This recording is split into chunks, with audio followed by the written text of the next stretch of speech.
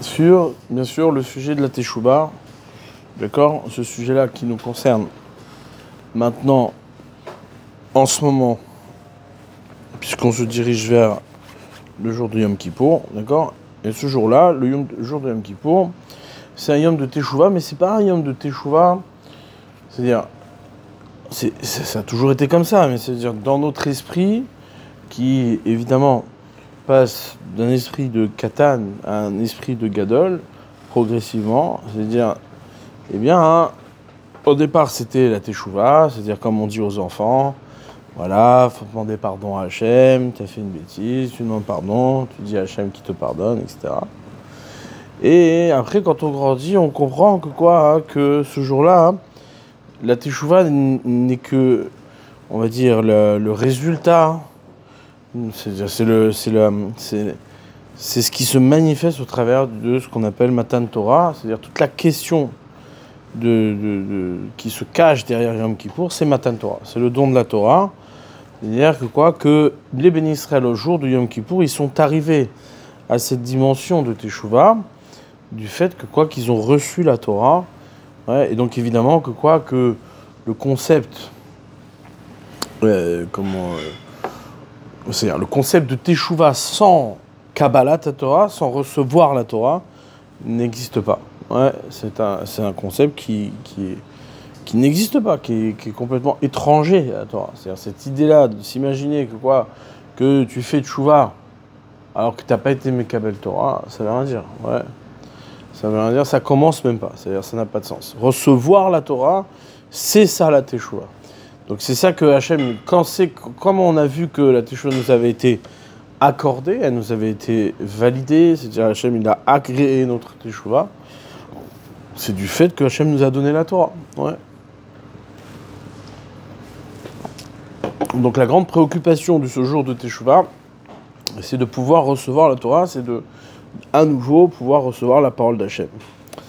Maintenant, il y a évidemment plusieurs niveaux, ouais, de perception, c'est-à-dire on va dire de maturité de ce que c'est recevoir la Torah. On peut très bien entendre recevoir la Torah pour le service, c'est-à-dire pour servir Hachem, pour faire ses mitzvot. Ouais, on peut très bien entendre, de recevoir la Torah pour être proche d'Hachem, pour être, à proximité d'Akadosh Baruch Hu. Ou bien tout simplement, on peut très bien entendre la dimension de recevoir la Torah pour exister. C'est-à-dire, puisque il n'y a rien qui n'est pas Torah, donc forcément, si je ne reçois pas la Torah, je disparais. Ouais. Et ça, c'est une question de maturité. Ouais. Évidemment que quoi, par exemple, prenons dans la dimension de Katnout, c'est-à-dire chez les enfants, bon, ben, ils comprennent très bien que quoi, il y a quelque chose à faire, tu dois étudier des Mishnayot, j'étudie les Mishnayot, et après j'ai terminé. Ouais, eux, ils sont pas encore dans cette maturité de comprendre que quoi, servir Hachem, c'est-à-dire faire une mitzvah, c'est évidemment une question de proximité avec Akadosh Baruch Hu, etc. Ouais. Et ainsi de suite, comme ça, hein, les gens ils grandissent, ils avancent. Ouais, c'est ce que dit le Rambam. C'est-à-dire le Rambam, au départ, on sert Hachem Mira pour arriver à Ava. Ouais, et pour arriver à servir Hachem Be'emet, c'est-à-dire parce que c'est vrai et pas parce que je crains Hachem. Ouais. Ça, c'est ce qu'on enseigne. D'accord, aux enfants, aux femmes et aux enfants, on ne sert pas que Hachem par crainte, mais on doit arriver doucement à maturité, servir Hachem par amour et pour sa vérité. Ouais.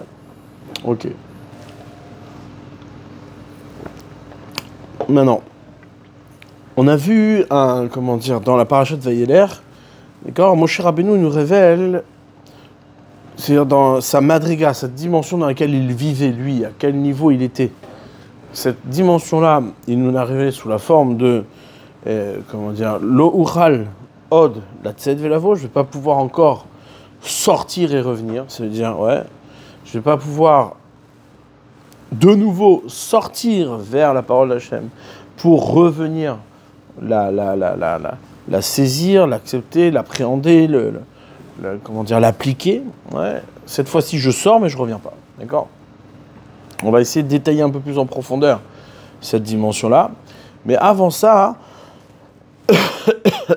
avant ça, il serait intéressant de définir quel est comment dire, on va dire, la délimitation, c'est-à-dire l'espace dans lequel Hachem nous a, comment dire, défini notre avoda, notre service divin.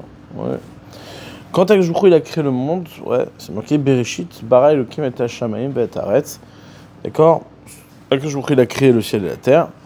Et c'est-à-dire, à ce moment-là de Bereshit, le jour n'existait pas. Ouais, il n'y avait pas encore de, comment dire, de répartition du temps, même si le temps venait de naître, c'est-à-dire venait de naître, et que je viens de créer le temps.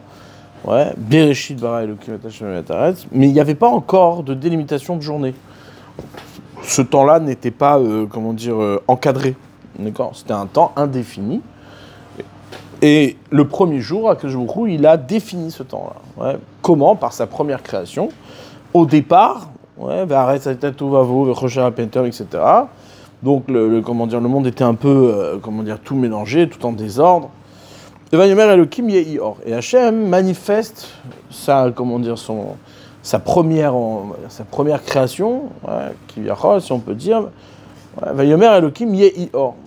Hachem, il dit que la lumière soit.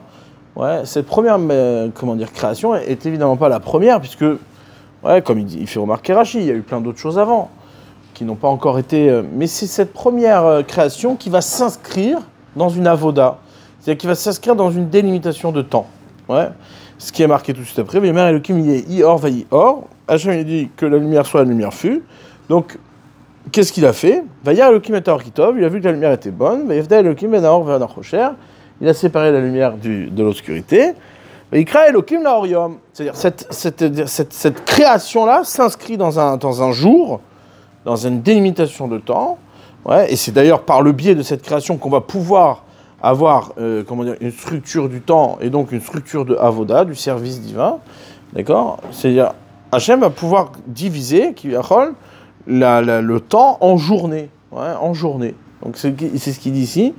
Il crée Elokim la Orium, il a appelé la lumière jour, la Rocher Karlaïla, l'obscurité il a appelé nuit, et donc de ce fait on a pu arriver à cette fin de journée, Vaïerev Vaïboker, il fut soir, il fut matin, ouais, Yom Echad, c'est le premier jour, d'accord? Donc ce jour-là, Yom Echad, en vérité il est le résultat de cette création-là, première création, donc Hachem va lumière Elokim Yehi Or, même si évidemment il y a eu d'autres créations avant, comme le temps, le Réchit c'est le temps, comme ce que dit Rashi, s'il y avait, comment dire, il y avait de l'eau et du feu et dans le ciel, etc. Mais au bout du compte, cette première création-là qui nous est décrite, elle s'inscrit dans un temps délimité, dans ce qu'on appelle une journée. C'est elle qui va permettre une journée.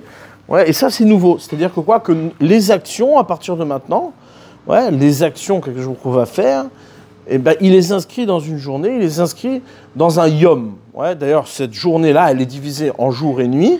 D'accord? Et cette journée de jour et nuit s'appelle yom. Ouais, il y a yom, laïla, et tout ça ensemble s'appelle yom. D'accord?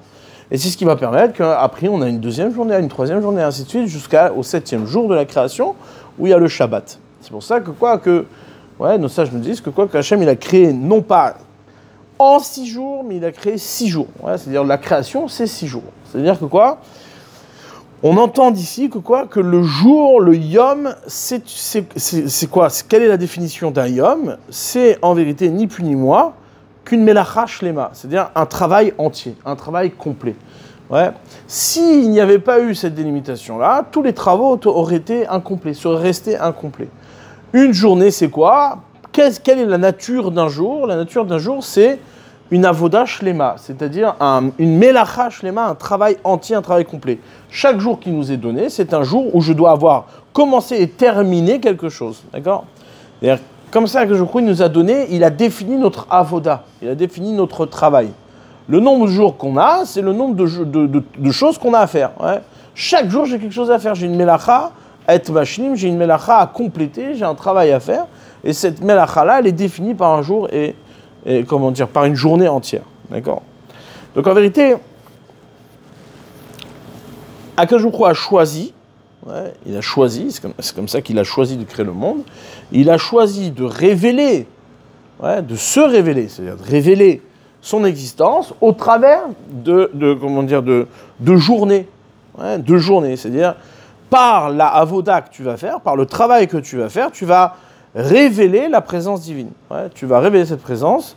De la même manière qu'Hachem s'est révélé dans la création au travers de sa création, ouais, chaque jour, par journée, par travail terminé, eh bien, hein, qu'est-ce qui se passe? L'homme aussi également, il va pouvoir accéder à la révélation d'Akadosh Baruch Hu par travail terminé chaque jour qui le connecte à Akadosh Baruch Hu. D'ailleurs, on le voit, c'est marqué clairement, au deuxième jour, comme le travail n'était pas complet, ouais, alors on parle de deuxième jour parce qu'évidemment, c'était ça le travail du deuxième jour, c'était de faire un travail incomplet, mais ce jour-là n'est pas appelé Tov, il n'est pas appelé, c'est pas un jour qui est appelé bon, c'est un jour qui est chasser, c'est un jour qui est manquant, c'est un jour qui n'est pas, comment dire, complètement abouti, ouais, il est ras, il est mauvais, il n'est pas Tov, ouais. Comme la Raki Hashem Vayerev, Yiboker, Yom Sheni. Il n'y a pas marqué Vayer Elohim Kitov. C'est seulement au troisième jour où on va marquer 2 fois Tov pour dire que le deuxième jour a été terminé au troisième jour avec aussi sa partie du troisième jour. D'accord? Et donc ça, en réalité, c'est de là, ouais, c'est de là qu'on perçoit ce qu'on appelle, c'est-à-dire la mida, ouais, la mida d'Akadosh Baruch Hu. Quand Akadosh Baruch Hu, c'est quoi une mida? C'est-à-dire qu'Akadosh Baruch Hu décide de se révéler par un certain attribut, par une certaine manifestation. Cette manifestation passe au travers d'une action, d'une réalisation qui est définie par un jour, d'accord? Que ce jour-là, c'est lui qui définit la avoda, qui définit un service, un travail, parce que chaque jour, il doit avoir un travail qui doit être terminé. C'est-à-dire, il doit avoir un travail terminé, et ce travail terminé dans sa journée, le yom est une mida. Est une vertu d'Akadosh Baruch Hu. Ce travail terminé révèle, on va dire, un attribut d'Akadosh Baruch Hu. D'accord? Dans le premier jour, on peut, par exemple, dire qu'au premier jour, Hachem, il a donné la lumière, c'était ce chesed. Ouais, c'était le chesed. D'accord? Akadosh Baruch Hu, il a donné toute la lumière, et cette bonté-là, qui n'était pas encore définie, qui n'était pas encore délimitée, eh bien, qu'est-ce qui se passe? Elle était complètement mélangée au rocher, mélangée à l'obscurité. C'était comment dire, un chesed, une générosité gratuite, d'accord, sans aucune limite, ouais, comment dire, que l'homme il va faire ou il va pas faire, que l'homme va accepter ou va pas accepter. Non, c'était. Donc qu'est-ce qu'il a fait à Akadosh Baruch Hu? Ouais, il a vu que cette bonté-là, et c'est le pshat, ouais, c'est exactement le pshat de ce que dit Rashi, ce fameux midrash qui dit. Ouais, Allah be'marshavto livro et olam bemidat adin, rachena olam mitkayem. Il a voulu créer le monde bemidat adin, ouais, et il a vu que le monde n'était pas mitkayem par le midat adin. C'est-à-dire que cette bonté-là, en vérité, et là ici c'est là où il est le point, le hamok, le point profond, ouais, de ce qu'on veut toucher maintenant. C'est quoi? Hein? C'est que certes, c'est un chesed, mais ce chesed est din. Ouais, c'est ça que dit en vérité le Midrash. C'est-à-dire que quand Akadosh Baruch Hu il donne la lumière sans faire de distinction entre le rachat et le tzaddik, ça veut dire qu'il y a une bonté infinie, et cette bonté infinie ne distingue pas maintenant le rocher de la lumière, l'obscurité de la lumière. Donc ils se sont dit, ouais, les Rechaim, ils vont commencer à utiliser cette lumière. Ouais, c'est pas bon. Donc qu'est-ce qu'il a fait? Il l'a caché pour les tzaddikim, la Tidlavo. Qu'est-ce que ça veut dire? C'est exactement le pshat de ce midrash. C'est-à-dire qu'il vient dire, en vérité, qu'est-ce que dit le midrash? Il ne dit pas il lui est monté à l'esprit de créer un monde et il voulait le créer Bemidat Adin et après il a vu que ça ne marchait pas. Non. En vérité, Allah Vachavot Livroteur de Bemidat Adin, ça veut dire quoi? Ça veut dire que ce chesed, il était digne. Ouais. Ce chesed était digne. C'est-à-dire, cette générosité, elle était digne. Dans le sens où, effectivement, un chesed pareil, ouais, eh bien, il anéantit tout le monde. Il laisse aucune possibilité à l'homme d'exister. Ouais. C'est pas un chesed qui peut être, accompli, qui peut être abouti, qui peut donner place à l'existence et à l'accomplissement de l'homme. Donc, qu'est-ce qu'il a fait Hachem? Il a dit non, il faut séparer les deux. Ouais. Et c'est ça, le deuxième jour de la création. C'est-à-dire, qu'est-ce qu'il a fait Hachem? Il a séparé la lumière du rocher. Et au deuxième jour de la création, eh bien, il a séparé les eaux d'en bas et les eaux d'en haut. Et cette séparation-là, c'est ça qui est appelé din. C'est ça qu'on appelle din. C'est-à-dire que le din, il donne la possibilité à l'homme, ouais, d'être séparé d'Hachem. Kivyachol. Ouais, Kivyachol. C'est-à-dire que quelle est la nature du din? Ouais. Le chesed ne te donne aucune possibilité. Quand tes parents, ils te donnent comment dire, sans calculer, parce que tu es un enfant, tu es un bébé, etc. Et donc, bah, il te donne gratuitement. Eh bien, qu'est-ce qui se passe? Tu n'existes pas. C'est tes parents qui existent, c'est pas toi qui existes. Au moment où toi, tu vas commencer à vouloir exister par toi-même, qu'est-ce qui se passe? Les parents arrêtent de te donner, ils te disent débrouille-toi tout seul, ok, pas de problème, vas-y, fais un peu de travail tout seul. Ça, c'est ce moment-là, c'est un moment de dîne. C'est un moment de dîne. Le dîne, qu'est-ce qu'il fait? La rigueur, qu'est-ce qu'elle fait? Ouais, elle te donne la possibilité d'être toi-même. Ouais, d'être toi-même, d'être solitaire et d'être indépendant, qui vient de, comment dire, c'est-à-dire mériter par soi-même ce qui est censé me revenir. D'accord? Or, ça, on voit que quoi? Que ce jour-là n'est pas bon. Ce jour-là, il n'est pas bon. Le deuxième jour n'est pas bon. Ouais, c'est-à-dire que quoi? Que ce deuxième jour-là, il ne peut pas s'accomplir. Donc, qu'est-ce qu'on va attendre? On va attendre le troisième jour où on a la réunion de la terre et des eaux, d'accord? Qui vont faire que quoi? Que ce jour-là va être un jour qui va compléter cette séparation, qui va montrer qu'au bout du compte, eh bien, cette séparation est dans le but de te faire prendre conscience que tout le chesed que tu recevais gratuitement est en vérité un chesed de din. C'est un chesed de rigueur, c'est-à-dire que c'est un chesed qui t'est imposé. Et toi, tu acceptes ce din-là. Ouais. C'est là où il est le point. C'est là où se situe la teshuva. Ouais. C'est là où on va essayer d'approfondir. Et c'est là où elle se situe la teshuva. Je réexplique cette idée-là. C'est-à-dire que quoi? Que de la même manière que quand on te donne gratuitement, bah, tu n'existes pas. Eh bien, au moment où on te dit, voilà, maintenant, il faut que tu mérites ce que je te donne, d'accord? Qu'est-ce qui se passe? Toi, tu vas dire, attends, je ne suis pas obligé de me définir en fonction de ce que tu me donnes. Je vais chercher d'autres choses à apprendre et à construire et à définir, etc. Et en vérité, qu'est-ce que tu vas faire? Tu vas découvrir que quoi? Qu'en sortant de ce qu'on a à te donner, tu n'existes pas.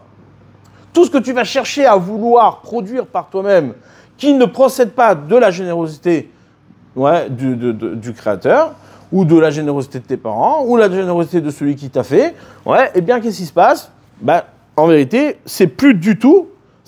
Tu sors de l'existence elle-même. Cet horizon-là n'existe pas. Donc, qu'est-ce qui se passe? Le din, en vérité, cette séparation, la séparation, qu'est-ce qu'elle fait? Quand tu dis débrouille-toi par toi-même, en vérité, tu découvres tout simplement par toi-même que ce qu'on t'a donné jusqu'à aujourd'hui, c'est ce que tu dois recevoir. Et qu'il n'y a pas d'autre chose à recevoir. C'est souvent comme ça, enfin c'est souvent comme ça même dans la petite vie qu'on a, on va dire médiocre, eh bien on s'en rend compte facilement, c'est-à-dire on s'en rend compte facilement. Quand tu as un type, il est têtu, tu dis voilà, c'est quoi? Non, il faut faire comme ça. Ok. Il dit non, mais moi je pense que. Ok, bon, tu veux penser que. Je te dis qu'il ne faut pas faire comme ça. Si tu fais comme ça, tu vas te planter. Ouais. Il dit non, mais moi je pense qu'on pourrait faire autrement. Bon, ok, alors vas-y, fais autrement. Allez, tu m'as saoulé, fais autrement.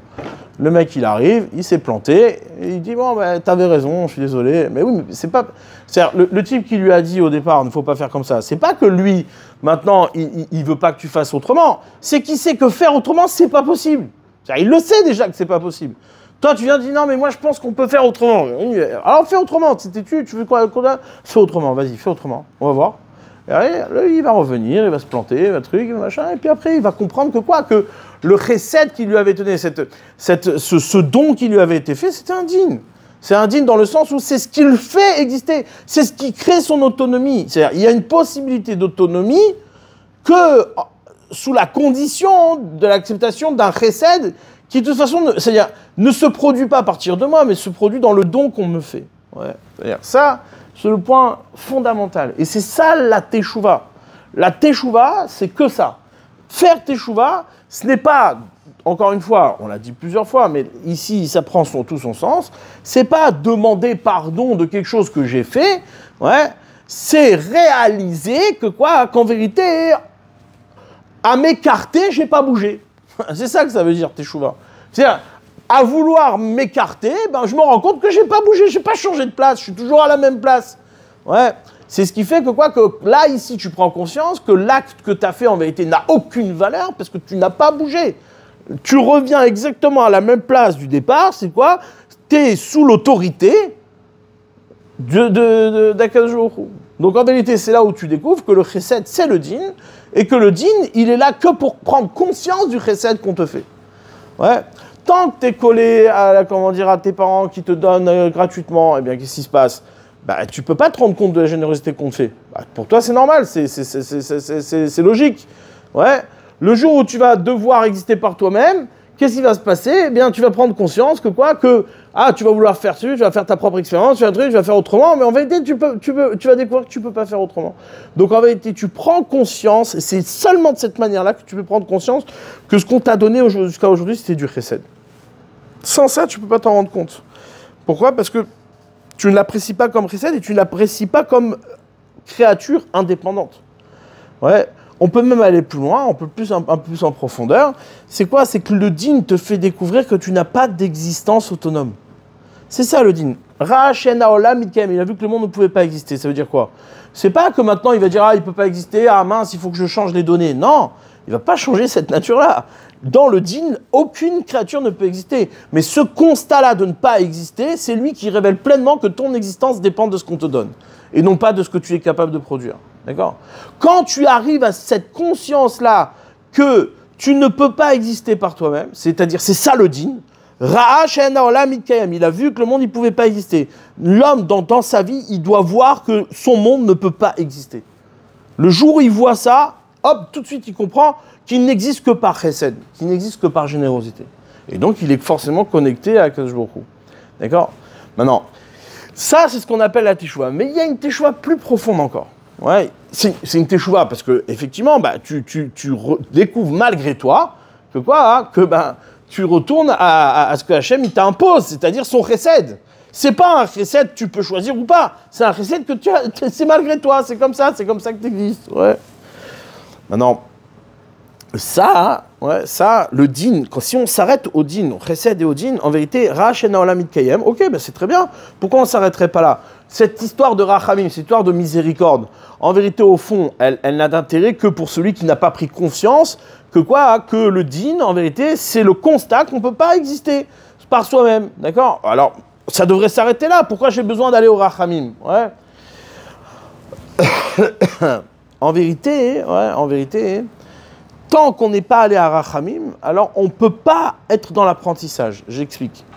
C'est-à-dire que quoi? Que lorsque tu découvres qu'en vérité, il n'existe aucune autre manière d'exister que sous le chesed, que sous la générosité, en vérité, tu peux très bien te dire, bon, ok, alors je me donne complètement à cette générosité, mais elle me fait exister, elle me donne mon existence, et je l'accepte, je prends conscience que je suis bien séparé, et que tout ce qui est moi, c'est ce qu'on me donne, mais est-ce que pour autant, ce que je suis, c'est ce que Hachem il est? Ça non, c'est pas certain.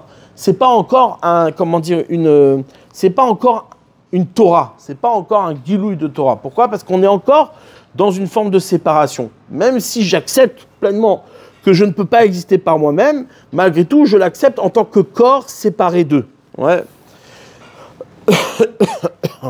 Donc, je reviens à cette idée-là. Ouais, c'est une idée, fondamentale.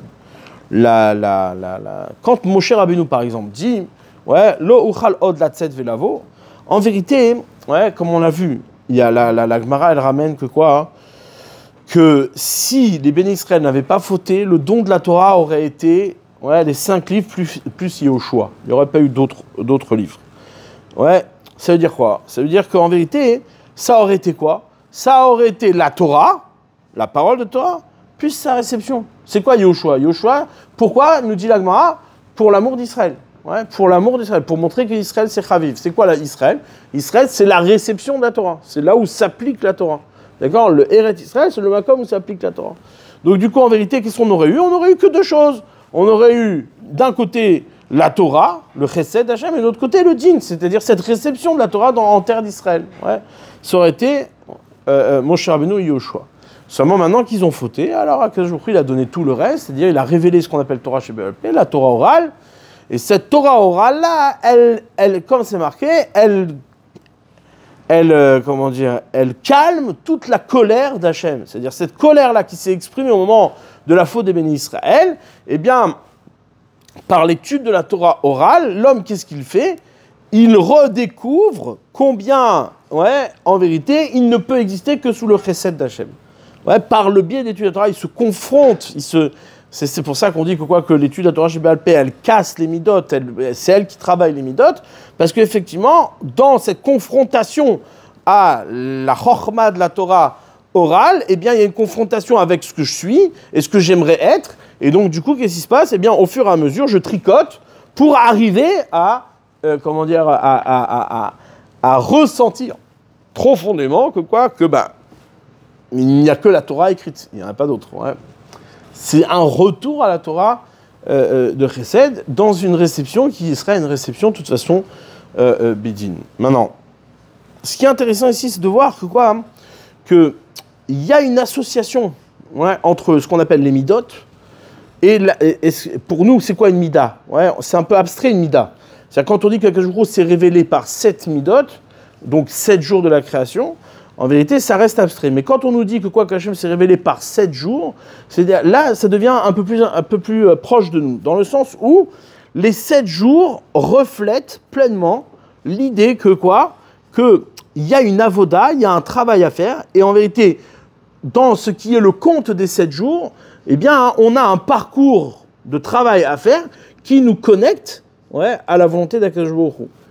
Donc, on a ces fameuses 6 midot qui sont en vérité, juste pour donner, comment dire, pour se situer, on va dire. Tout le guilouille, toute la révélation d'Akadosh Baruch Hu, elle se fait au travers du nom d'Hachem. D'accord? Le nom d'Hachem est la structure même de la révélation d'Akadosh Baruch Hu. Le nom d'Hachem s'écrit Yud-Ke, Vav-Ke. On le divise en deux parties. D'accord? Il y a la partie haute et la partie basse. Yud-Ke, Vav-Ke. Juste pour donner une structure. Et c'est très important d'avoir la structure des choses. D'accord? C'est-à-dire que ici, c'est pas abstrait, c'est très structurel. Dans ce qui est, on va dire, la géométrie, c'est-à-dire l'espace tel qu'il a été créé, eh bien, hein, au départ, la première, on va dire, perception qu'a l'homme du premier espace, c'est quoi? C'est le point. Ça, c'est très intéressant, même en méditation, c'est très intéressant. C'est-à-dire, quand tu veux méditer et percevoir ce que tu es vraiment, c'est quoi la méditation? C'est pas un truc de jobard. C'est pas un truc, le mec qui commence à se dire, ouais, c'est bon, je vais aller comment dire, voyager en moi, etc. Non. C'est juste pouvoir se situer. C'est-à-dire, un homme, quand il vit déconcentré de lui-même, quand il s'appréhende en fonction de, comment dire, de ce qu'il reçoit, c'est-à-dire que quoi, la plupart du temps, l'homme, il se perçoit en fonction des réactions qu'il a à son environnement. Tu sais que tu existes parce qu'il y a quelqu'un qui te parle. D'accord? Et donc, tu réagis à sa parole. Donc, ça, c'est on va dire, la conscience la plus limitée de soi. Il y a quelqu'un qui te parle, tu dis, ah, c'est bon, j'existe, donc je réponds. D'accord? Maintenant, à un moment donné, il faut pouvoir aussi se percevoir comme une réalité complètement indépendante de son environnement. Sinon, ça veut dire que tu n'existes pas. Tu n'es que le fruit de ton environnement. Ce serait comment dire, malheureux. D'accord? Donc ça, c'est ça qu'on dit, faire une méditation. C'est quoi? C'est arriver à se concentrer sur soi-même de telle manière que quoi? Que tu prends conscience de toi indépendamment de ton environnement. Et indépendamment des réactions que tu as à ton environnement et aux gens qui t'entourent. D'accord? Donc maintenant, quand tu réfléchis, quand tu es mis de bonne aide, tu te concentres sur toi-même, on va dire le point on va dire le point de démarrage, la naissance de soi, elle se perçoit dans ce qu'on appelle un point. En mathématiques, la première perception de l'espace, c'est le point. Le point, c'est la figure la plus petite, la plus infinitésimale de la perception de l'existence. C'est ce qu'on appelle le point. Le point, c'est la chorma. Le point, c'est la sagesse. C'est quoi la chorma? C'est tout simplement constater une existence sans pouvoir la définir. Quand tu as, par exemple, cette canette, si tu ne connais pas la canette, tu ne sais pas ce qu'elle est, etc., la seule chose que tu sais de cette canette, c'est quoi? C'est qu'elle est là. D'accord?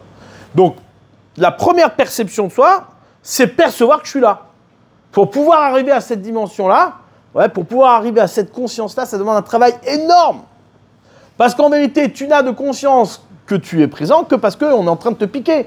C'est parce que tu as la main dans le feu que tu réagis. Tu es dans un environnement où on te provoque, on te bouge, on te sollicite. Si on ne te sollicite pas, qu'est-ce qui se passe? Tu t'endors. Tu t'endors. Pourquoi? Parce que tu n'as pas une pleine conscience de ton existence. T'es pas là. Si tu n'es pas là, tu dors. Ah maintenant, si moi je te fais réagir, alors là, tu te réveilles. Là, je vais aller t'interpeller, je vais dire, donc en fait, tu n'existes que parce que je t'interpelle. À quel moment tu existes si je ne t'interpelle pas? Jamais. cette conscience-là du point, ouais, le point, c'est-à-dire le point, c'est la conscience la plus aiguisée de notre existence. C'est-à-dire quoi? Être capable de se saisir que dans la présence que j'occupe, indépendamment de tout le reste. Ouais, indépendamment de tout le reste. C'est la dimension la plus haute de la révélation du nom d'Hachem, c'est-à-dire le Yud. Ouais, le Yud, c'est le point. Yud, c'est la lettre, c'est du point, c'est le commencement. Le commencement, c'est déjà savoir que tu es là. Ouais. Et cette conscience-là, il n'y en a pas un qui l'a. C'est-à-dire, dans le monde dans lequel on vit, pas une personne ne l'a. C'est très rare. Ouais. La seule conscience que l'on a, nous, c'est déjà la fin du nom divin. Ouais. C'est-à-dire l'occupation d'un monde, l'acteur dans un monde. Ouais. T'existes parce que t'es acteur, mais est-ce que t'existes juste comme un point? Ça, c'est déjà, c'est déjà très, très loin. Ouais. Quand tu demandes à quelqu'un, est-ce que tu as conscience de ton existence, ouais, comme juste une simple présence, bah, c'est très difficile. Le gars, tu le massacres. Ouais. C'est quoi? Ah bon, mais non, mon existence, c'est pas qu'une présence. Ouais. C'est une interaction. Maintenant, ce yud-là, ouais, en mathématiques toujours, très intéressant. Le point, quand il se déplace, on a appris ça quand on était en CE2, ouais. Quand on a un point qui se déplace dans l'espace, qu'est-ce que ça fait? Ça forme une droite. Ouais. Cette droite-là, qu'est-ce qui se passe? Elle nous fait prendre conscience d'un révar, ouais, d'un espace. C'est-à-dire que tu n'es plus simplement la conscience d'une présence, mais tu as la conscience d'un mouvement. Conscience d'un mouvement. Ouais. C'est ce qu'on appelle Bina, la réflexion. C'est-à-dire, tu as une réflexion. Tu n'es pas simplement la conscience d'une présence, mais cette présence implique une réflexion. Tu dis, oula, si je suis présent, ça veut dire qu'en vérité, je peux faire des choses, je peux bouger, je peux me mouvoir. Ouais. Ça, c'est la deuxième étape de l'existence. Ouais. C'est la lettre E. Ouais, la lettre E qui se compose donc de deux droites, d'accord, qui ont en vérité un plan complètement horizontal, des deux droites avec le point qui crée ce mouvement et qui crée les droites. Ouais, d'accord? Jusque-là, qu'est-ce qu'on a? On a tout simplement le Yud et le E, c'est-à-dire la Chorma et la Bina, la sagesse, Rachidi Chorma, c'est quoi? Ouais, c'est ce qu'on est Mekabel Mirabeau, ce que je reçois de mes maîtres. C'est-à-dire qu'en vérité, tu n'as aucune connaissance par toi-même, tu n'as de la connaissance que de ce que tu as reçu. Tu sais que c'est là, mais tu n'en as pas réflexion. La réflexion, c'est quoi? La Bina, c'est Mevin Davar, Mitor Davar. Tu comprends quelque chose à partir de quelque chose. Tu approfondis. Ouais, tu as reçu de tes maîtres, du coup, tu en as fait une réflexion. Tu es allé plus loin. Ouais, ce qu'on appelle par soi-même, j'ai produit quelque chose. C'est ce mouvement-là de la droite. Et cette droite-là, ouais, eh bien, elle crée un plan. Quand tu déplaces la droite et que tu la déplaces, ouais, soit vers le haut, soit vers le bas, ouais, eh bien, qu'est-ce qui se passe? Ça crée un plan. Mais tu n'es pas encore dans l'existence. Donc, c'est ce qu'on appelle les deux premières lettres, Yud, He. Ouais. Ça, c'est la partie haute, la partie, Chorma, la partie intellectuelle du monde. D'accord? C'est le projet. Nous, on existe à partir de la deuxième partie du nom divin, c'est-à-dire Vav, He. Vav, He, ouais. Le Vav, c'est quoi? C'est ce déplacement du haut vers le bas. Le plan n'est plus le déplacement d'une droite à l'horizontale, ouais, parce que tant que tu n'as pas de haut et de bas, tu ne peux pas te déplacer à la verticale. Maintenant, quand le plan il est fait, voilà, le premier et il est abouti, qu'est-ce qui se passe? Je déplace mon plan du haut vers le bas, et là, j'obtiens le monde que l'on connaît, c'est-à-dire un volume. Ouais, il y a un espace, il y a un vrai espace, du haut vers le bas. Ce Vav-là, c'est ce qu'on appelle les 6 jours de la création. C'est ça, les 6 jours de la création. D'accord? Quand on parle du Vav, ouais, on parle de cette lettre-là qui représente les 6 jours de la création, en cela qu'elle crée le lien entre la volonté d'Hachem et notre monde à nous. C'est-à-dire quoi? Yamim, des jours. Des jours. C'est quoi le lien? Le seul lien qu'il y a, c'est que chaque jour, il y a un travail à faire.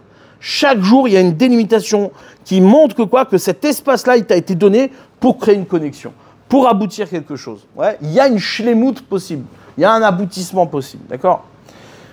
Ce que je dis là, c'est très important, c'est-à-dire, C'est-à-dire, ça paraît très large, mais en vérité, c'est très, comment dire, très précis. Il faut bien appréhender, comment dire, ces notions-là. Le Vav, c'est ce mouvement-là, du haut vers le bas, qui montre qu'en vérité, le monde que l'on occupe, c'est un espace, et cet espace-là, il est défini par des jours. Ces jours-là, c'est la révélation d'Hachem, c'est-à-dire tout le projet qui est en amont, qui ne se voit pas, se révèle au travers de la avoda, du travail que l'on a à faire dans les 6 jours de la création. D'accord ? Maintenant, ces 6 jours de la création-là, ont leur propre aboutissement dans notre monde, c'est-à-dire le 7e jour, c'est-à-dire le jour du Shabbat. Où effectivement, quand mon travail est terminé, eh bien, je peux, m'en satisfaire d'une certaine manière dans le monde dans lequel je suis, mais en olam haba, une comparaison du olam haba, où je peux entrevoir l'horizon du olam haba à partir de mon monde à moi. C'est ce qu'on appelle le Shabbat. Le Shabbat, c'est le 7e jour, et c'est la mida de la Malchut, c'est-à-dire l'installation du royaume divin sur terre. C'est ça, le 7e jour. Ok. Maintenant, ces 7 jours-là, en vérité, si on y réfléchit, elles ont quand même 2 jours qui les précèdent. C'est-à-dire Chochma et Bina, le Yud et le He. Ce Yud et le He sont en... Si je nomme chaque Mida, chaque intervention de la révélation d'Akadosh Baruch Hu, je le nomme comme Yom, ça veut dire qu'il y a bien un travail qui a précédé la création, on va dire, apparente, matérielle, il y a bien 2 jours qui ont précédé. C'est ça qu'ils nous disent nos sages. Les sages, qu'est-ce qu'ils viennent nous dire ? Ils disent, il y a 2 choses qui ont été créées avant la création du monde. C'est quoi ? C'est la Teshuvah. Et la deuxième chose, c'est la Torah. Il y a marqué, c'est ramené dans le Midrash, que 2000 ans avant la création du monde, la Torah elle a été créée. C'est quoi 2000 ans ? Pourquoi 2000 ans ? C'est quoi 2000 ans ? Il y a marqué, dans Télim, très connu, que un jour, ça correspond à 1000 ans. C'est-à-dire pour Akadosh Baruch Hu, 1000 années, c'est un jour pour lui. Donc en vérité, chaque millénaire, c'est un jour pour Akadosh Baruch Hu. On verra ça un peu plus tard, on essaiera d'expliquer pourquoi c'est comme ça. Mais dans tous les cas, 2000 ans avant, ça veut dire 2 jours avant la création, on a créé la Torah. Il y avait un jour, 2 jours avant, et c'était la Torah. Et le jour d'après, c'était quoi ? La Teshuvah. Chochma, Bina. Chochma, c'est la Torah. Bina, c'est la Teshuvah. On voit qu'il y a 2 choses qui ont précédé comme des jours. C'est pas 2 choses qui ont précédé, c'est pas simplement théorique. Que Hachem, Kivyachol, il avait un projet, et ce projet-là, il l'a créé avant la création du monde. Non, c'est structuré. C'est-à-dire qu'il y a bien une avoda qui dépasse le monde apparent et la avoda telle qu'on la connaît dans ces 7 jours, c'est-à-dire la Teshuvah, qui, elle, a été créée 1000 ans avant la création, et la Torah, qui, elle, a été créée 2000 ans avant la création du monde. Alors, le Midrash dit 2000 ans, après il y a d'autres manières d'en parler, comme par exemple des générations, 974 générations avant la création du monde. Peu importe, c'est pas tellement, notre sujet. Moi, ce qui m'intéresse, c'est ce Midrash-là, et rendre compte qu'en vérité, aussi bien la Teshuvah que la Torah elle-même, en tant que projet, c'est-à-dire la structure à partir de laquelle le monde il a été créé et le travail a été défini, eh bien, c'est inscrit dans des jours, c'est inscrit dans une avoda qui sort du monde. C'est-à-dire qu'en vérité, lorsque je travaille dans ce monde et que j'aboutis à la fin du travail, c'est-à-dire au 7e jour, en vérité, ce que je dois obtenir, c'est déjà l'horizon de ce qui a précédé la création du monde. C'est-à-dire à la fois la Teshuvah et à la fois la Torah. D'accord ? Ce cheminement-là, pourquoi c'est important de comprendre ça ? Parce qu'on découvre ici qu'en vérité, la Teshuvah est le passage obligatoire pour recevoir la Torah. Il n'y a pas de Torah sans Teshuvah. C'est-à-dire le monde lui-même étant structuré, c'est-à-dire toute sa avoda, tout son travail, tout ce qu'il y a à faire dans ce monde est déjà construit à travers un projet, donc une structure qui a précédé, à partir de laquelle j'ai créé ce monde, j'ai créé les règles de ce monde, c'est-à-dire 2 choses, la Teshuvah et la Torah. La Teshuvah comme étant ce qui découle de la Torah. Si, au même titre que la Chochma, la sagesse, et la Bina et la réflexion sont liés l'un à l'autre par quel biais ? par le fait que la réflexion, c'est une réflexion à partir de la sagesse, la teshuva est une teshuva à partir de la Torah. C'est-à-dire que tu ne peux pas produire de teshuva si tu ne la fais pas sortir de la Torah. Si tu ne la réfléchis pas à partir de la Torah. Ouais. Donc c'est là où j'en reviens à ce que je disais au départ, c'est quoi? C'est qu'il n'y a pas de teshuva sans Torah. C'est-à-dire, parler de teshuva sans Torah, ça ne veut rien dire. Ça n'a pas de sens. Ouais. C'est-à-dire, la teshuva démarre de la Torah qui la précède, et comme de la même manière que quoi, qu'à partir de ma sagesse, je réfléchis ma propre réflexion, je crée ma propre Torah, ouais, mais je la crée à partir de cette Torah, dans cette fidélité à la Torah que j'ai reçue de mes maîtres. Eh bien, la teshuva est exactement la Torah que je produis par moi-même, ouais, mais à partir de la Torah qui m'a été donnée. D'accord? C'est-à-dire que quand les bénis Israël sont arrivés au jour de Kippour et que Hachem leur a donné la Torah, en vérité, Hachem il leur a donné une Torah par laquelle les bénis Israël étaient maintenant aptes dans leur travail de teshuva, ils étaient aptes à revenir à la Torah écrite, par le biais de la Torah orale. D'accord? Cette Torah qui leur a été donnée, c'est une possibilité de retour à la Torah écrite. D'accord? Pourquoi? Parce qu'elle découle de la Torah elle-même. Elle découle de la Torah elle-même, ouais. Maintenant,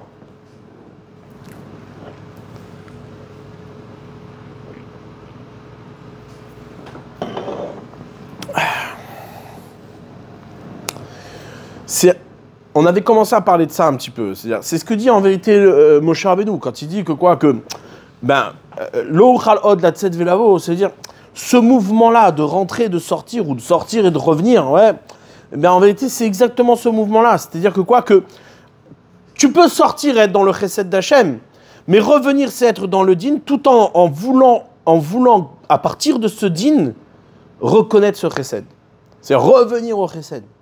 C'est-à-dire, le din n'a de sens que pour sentir la séparation qui révèle pleinement que ce que j'ai reçu, c'est du chesed. Parce qu'au moment où je peux la réceptionner, et c'est ça tout le paradoxe, c'est-à-dire au moment où je vais la réceptionner, cette Torah, eh ben, j'ai deux solutions. Soit je l'appréhende dans ma compréhension, et donc du coup, c'est plus de la Torah.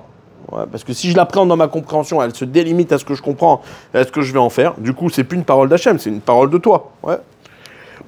Elle devient très très limitée. Maintenant, ce désir-là de cette parole que tu as reçue, et comment dire, si cette Torah alimente un désir de regoûter, de revenir à quelque chose qui dépasse les limites dans lesquelles tu es. C'est-à-dire que tu reconnais au travers de cette parole combien tu es incapable de définir cette Torah. Alors à ce moment-là, ce din produit du chesed. Ce din révèle du chesed. C'est-à-dire que tu reconnais pleinement dans ta position où la Torah t'a été donnée, tu reconnais que quoi, que tout ça, tu ne peux l'appréhender, qu'elle n'a de valeur qu'au niveau de celui qui te la donne et pas de celui qui le reçoit. Ouais.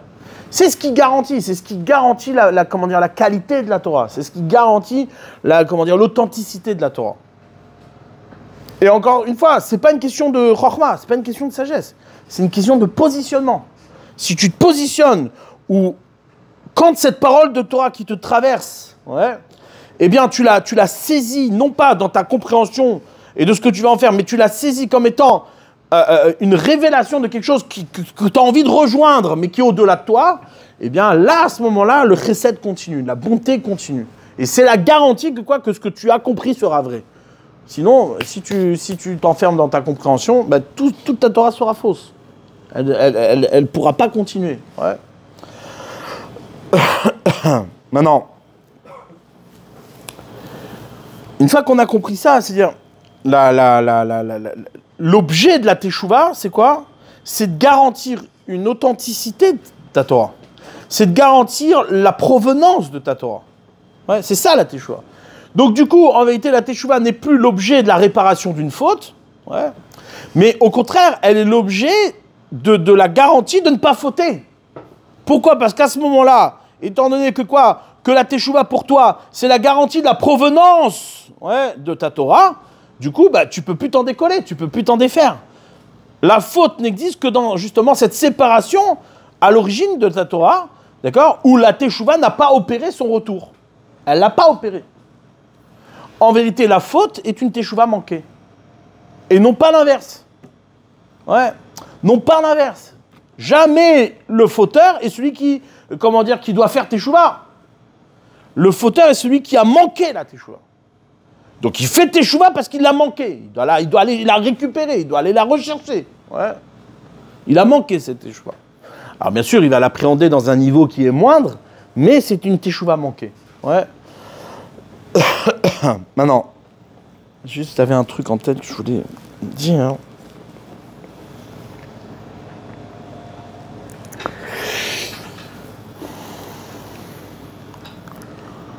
Top, je sais pas, ça reviendra. Dans tous les cas, hein, ouais, maintenant ça éclaircit ce qu'on a dit, ce qu'on a expliqué.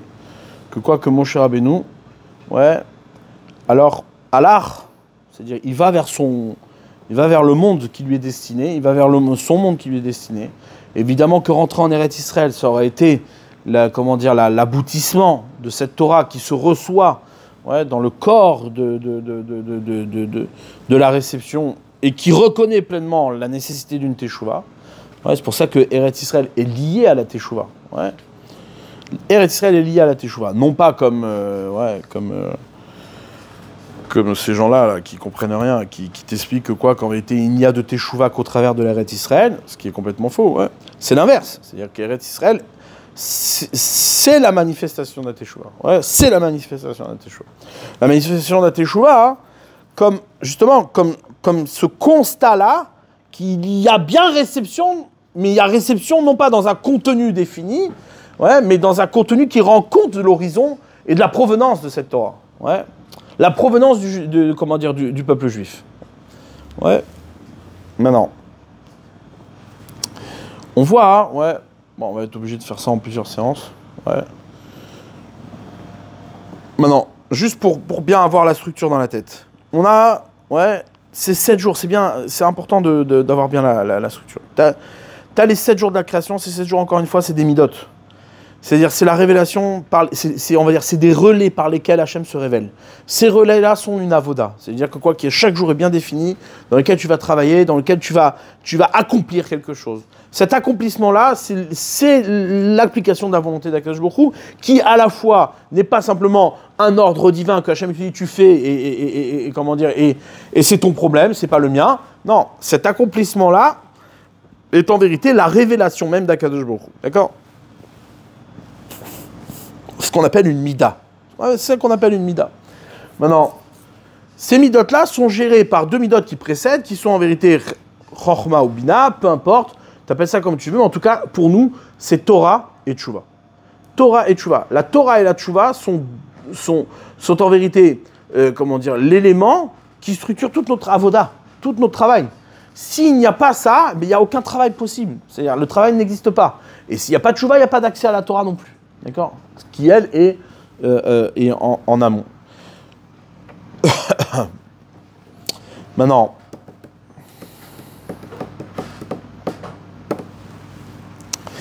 on a vu que par exemple, dans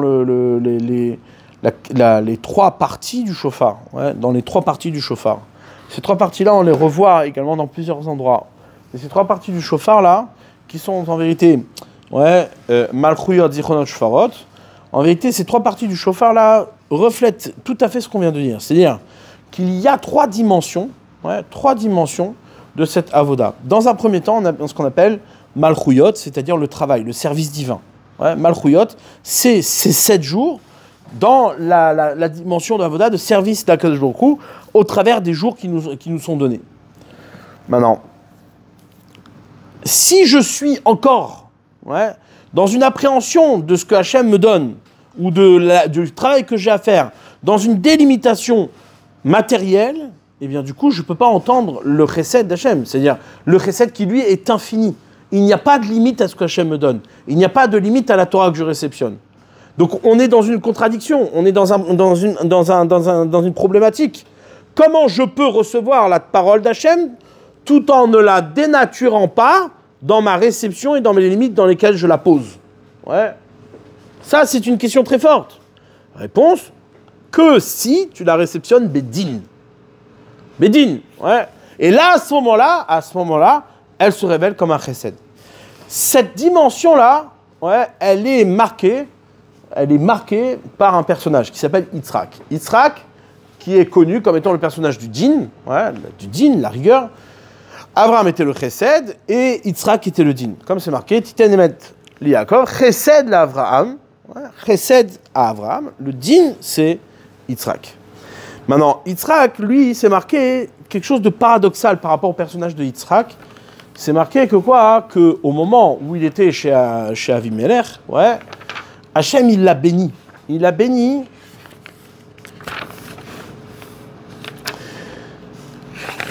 Et une bénédiction, par définition, c'est une bénédiction qui ne peut pas être contenue dans une limite. Ouais. Si tu es limité, c'est pas une bénédiction. C'est quelque chose qui est limité. Donc une bénédiction, elle déborde. Ouais, elle déborde. Alors que une limite, elle déborde pas. Voilà, tu l'as et ça s'arrête à ce que je t'ai donné. C'est pas une bénédiction, c'est pas un élargissement. Or là, c'est marqué que je me crois, il a béni, mais ouais, c'est marqué 100 fois. Ouais.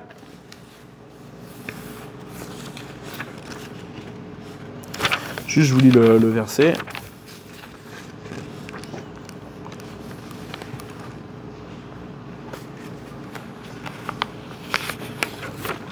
On est mignon.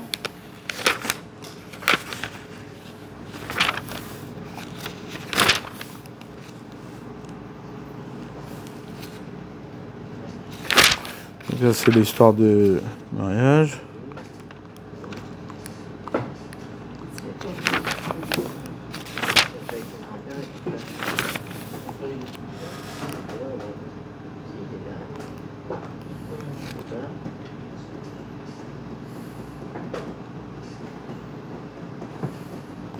Hachem lui dit, non, toi tu peux pas sortir de la terre d'Israël, tu dois rester sur la terre d'Israël. On comprend bien. Ouais, pourquoi ? Parce que Yitzhak étant le Din, eh ben, évidemment que la famine ne signifie rien pour Yitzhak. Elle signifie rien. Il n'y a de famine que pour ceux qui ne vivent pas dans le Din, qui ne peuvent pas entendre qu'en vérité, ouais, ils reçoivent au-delà de ce qu'ils sont capables de recevoir. D'accord ? Donc lui, la famine ou pas, ça ne change rien. C'est Hachem qui donne. Donc il reste. Il dit, t'as pas le droit de sortir. Si toi tu sors, c'est fini. Ah, je comprends, hein, Abraham qui sort, lui il est chesed, il n'est pas encore arrivé au din, mais toi tu peux pas sortir. Ouais. Il dit, Vaïra et la machin, etc. Maintenant,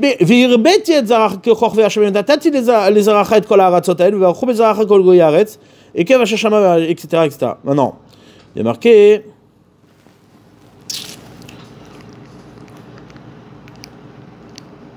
Vaïgdal Aïch. Cet homme-là a grandi. Ouais. Vaïzra Yitzhak Baaretz Haï. Yitzhak a semé dans cette terre-là, donc qui était sous famine. Vaïmtsa Bashana Haï, qu'est-ce qu'il a trouvé cette année-là ? Mea Sheharim, sans mesure, Vaïvarech Heu Hachem, et Hachem l'a béni. Ouais. Les commentateurs, ils demandent, ils disent, mais attends, je comprends pas. Une bénédiction, elle ne se donne pas par mesure. Il n'y a pas de mesure à la bénédiction. Une bénédiction, si tu donnes une mesure, c'est-à-dire comme, ouais, comme ce que la Gemara a dit, ouais, que la bracha ne peut pas se poser sur elle ne se pose que Maché Samoui Minaïn. Elle ne peut se poser que sur quelque chose qui n'est pas visible de l'œil. Parce que s'il est visible de l'œil, tu lui donnes une quantité, tu l'as vu, ça y est, c'est terminé, la bracha, elle n'est plus là. Ouais. Donc maintenant, qu'est-ce que tu dis ? Tu me dis, tu l'as béni de Mea Sheharim, 100 fois. C'est pas une bénédiction. Ça veut dire que tu lui as donné 100 fois, tu l'as pas béni. Ouais. Va y vers Hachem. Réponse, ouais. Non, Mea Sheharim, c'est une mesure, d'accord ? C'est une mesure qui dépasse, ouais, la mesure. C'est une mesure qui sort de la délimitation, d'accord ? Cette mesure-là, ouais, c'est ce que j'aimerais parler la prochaine fois. Vous expliquer c'est quoi la différence qu'il y a entre, on va dire, les dizaines, ce qui va jusqu'à 10, les centaines, ouais, et le 1000, ouais, 1000. C'est-à-dire, il y a 10, 100, 1000, ouais. Et ces 10, 100 000 là, ils vont nous apprendre, en vérité, que quoi qu'il y a, évidemment, une partie du travail de la relation avec le Jokhrou qui est avoda, qui est service divin, qui est travail, servir Hachem. Il y a une dimension qui va au-delà du service, c'est-à-dire de saisir la bonté d'Hachem comme un din, comme un xardin, comme c'est marqué dans le langage des différents chachamim, ouais, Gazar alenu et atov, il nous a décrété sur nous le bien. Ouais, et il y a ensuite une dimension de Gilouï Shel Torah, une dimension de la révélation de la Torah. D'accord? Alors pourquoi cette répartition-là, elle est importante? Dans le Inyan de la Teshuvah, elle est fondamentale. Parce qu'en vérité, c'est elle qui nous révèle toutes les étapes, ouais, toutes ces 3 étapes-là, c'est elle qui nous révèle en vérité pleinement la dimension entière de la Teshuvah. Juste pour vous donner une petite introduction par rapport à ce qu'on continuera, le Esser, en hébreu, Esser, ouais, ça vient du mot Achir. Achir, ça veut dire être riche.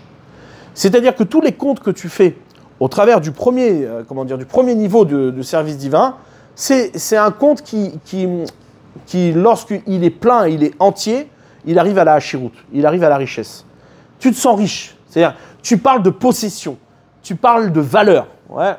Tu as fait les 7 jours, tu as travaillé pendant 7 jours. Si tu arrives à dépasser ces 7 jours et à entendre qu'en vérité tu es en relation avec quelqu'un avec les 2 choses qui précèdent, c'est la Torah et Teshuvah, ta première Teshuvah, c'est quoi? C'est la Hachirut, c'est la richesse. Ouais.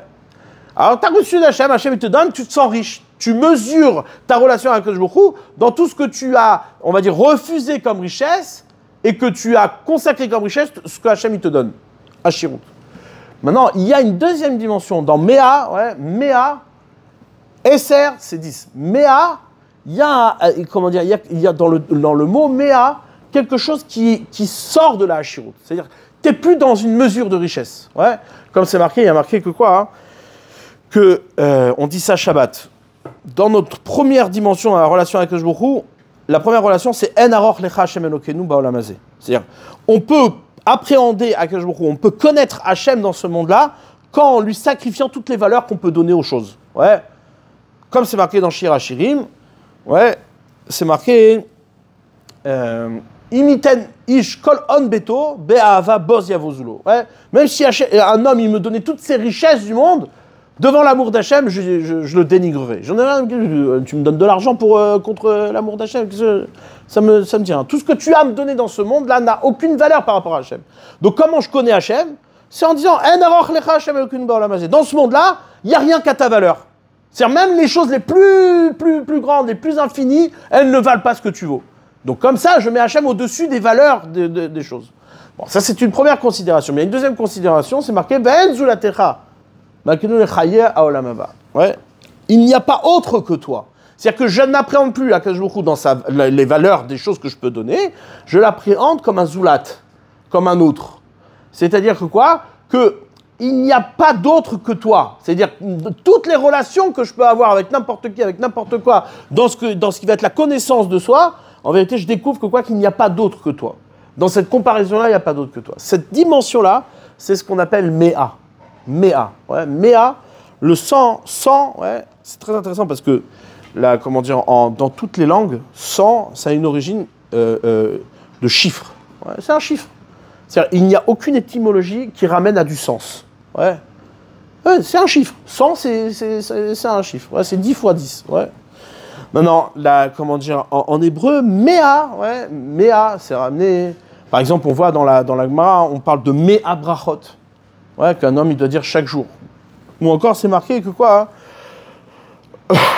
que on apprend, d'où on apprend qu'on doit faire Méa brachot chaque jour. Ouais, c'est marqué Ma Hashem Shoel Mimcha. Ouais, qu'est-ce que Hashem te demande là? On dit Al tikri ma et la Méa. Ouais, li Méa. Quel rapport Ma et Méa? Ouais, quel rapport Ma et Méa? En vérité, Méa, c'est Ma im Aleph. C'est un Ma avec Aleph. Ma, c'est connu. Ma, c'est Adam. C'est l'homme. Ouais, c'est la même gematria. Ma, c'est Adam. Pourquoi? Parce que l'homme est en vérité celui qui pose la question du Ma sur toute chose. Qu'est-ce que c'est? Qu'est-ce qu'il y a devant moi? Ouais, cette question-là du Ma. Ouais. Quand tu sors de la Hachirut, quand tu sors de la richesse, quand tu sors des valeurs des choses, la seule question que tu as à la bouche, c'est Ma. Ma, qu'est-ce que c'est? C'est-à-dire, tu ne peux pas commencer à poser Ma si pour toi les choses ont du sens par rapport à la valeur qu'elles ont. Ouais. Ouais, ce pantalon-là, je ne vais pas poser la question du Ma. Pourquoi? Parce que la valeur qu'il a, c'est de protéger mon corps. Ouais. Il y en a d'autres qui vont dire non, c'est pour montrer la marque de. Et il y en a qui vont montrer, et ainsi de suite, et ainsi de suite. D'accord? C'est-à-dire que quoi? Que si tu appréhendes les choses dans leur valeur, tu n'as plus la question du Ma. C'est-à-dire, le Ma n'existe pas comme une connexion à Hachem. Mea, c'est sortir de la valeur des choses et arriver à ce qu'on appelle une dimension de bracha. C'est-à-dire que tu es en connexion avec Kadosh Baruch Hu dans la question de ta relation avec Hachem. Chaque chose est l'occasion du ma et de la question du ma avec le Aleph, c'est-à-dire la relation avec Kadosh Baruch Hu. Ouais, mais dans le Mea, ouais, le Aleph, il est au milieu du ma. C'est-à-dire que quoi? Que tu n'as pas la révélation d'Hachem, Hachem n'est pas révélé, ouais, il ne se révèle qu'au cœur de l'homme lui-même. D'accord? C'est l'homme qui est c'est-à-dire c'est lui qui en renferme la révélation d'Akadosh Baruch Hu. C'est lui qui la porte. Ouais, ça, c'est pas encore une teshuva complète. C'est pas encore une teshuva complète. C'est un din, mais c'est pas une teshuva complète. Pourquoi? Parce que c'est appréhender Akadosh Baruch Hu, certes, ouais, ok, je reconnais que quoi qu'il y a un zoulat, je reconnais que quoi que le seul zoulat, le seul autre qui existe, c'est toi, d'accord? Et celui qui m'accomplit, celui qui me crée comme zoulat, qui me crée comme une créature indépendante, c'est toi, il n'y a pas d'autre. Mais je suis quand même une créature indépendante. Et alors, certes, je reconnais ce chesed-là comme un din qui me fait exister, mais ce din-là, il est au cœur de moi. C'est-à-dire tout le chesed d'Hachem est camouflé par le din de l'homme. Ouais, dans le din de l'homme. C'est ça le problème de Yitzhak. C'est pour ça qu'il a engendré Esav. Esav est né de Yitzhak parce que Esav a vu chez Yitzhak le Aleph qui était caché chez lui. C'est comme Yitzhak, il cachait le Aleph d'Hachem. Ouais. Donc du coup, Esav, il a vu Dieu chez Yitzhak, lui-même. Il dit, mais c'est un Dieu celui-là. Il voit un homme qui est entièrement connecté à l'existence, pleinement, sans aucune concession. Ouais. Le problème, c'est qu'il ne voit pas le Aleph apparent. Il le voit à l'intérieur d'Yitzhak. Yitzhak était malbiche, il habillait Akadosh Baruch Hu. Quand Esav il a vu ça, il a dit non, ben, c'est moi le Dieu. Si Yitzhak il est Dieu, c'est l'homme qui est Dieu. Ouais, et Dieu est redevable de ce Yitzhak, parce que Yitzhak est capable d'être complètement méritant de la révélation d'Hachem. D'accord? Il est une révélation de ce qui est au-delà de la valeur. Ouais. Donc il a engendré Esav, et c'est ça l'obsolète de Yitzhak. C'est l'obsolète de Yitzhak. Donc il manque quelque chose dans la teshuva. Quelle va être la teshuva complète? C'est ça qu'on va essayer d'approfondir après, dans ce qui est le Aleph, ouais, le Aleph qui lui est complètement révélé, détaché du Ma, ouais, et Elef c'est Aleph, c'est quoi? C'est cette dimension du Gilouï Shel Torah, de la révélation de la Torah, sans aucun lévouche, sans aucun habit, sans aucune résistance. C'est une teshuva complète, ouais. On verra ça après, la prochaine fois. Oh, Chazak U'Baruch.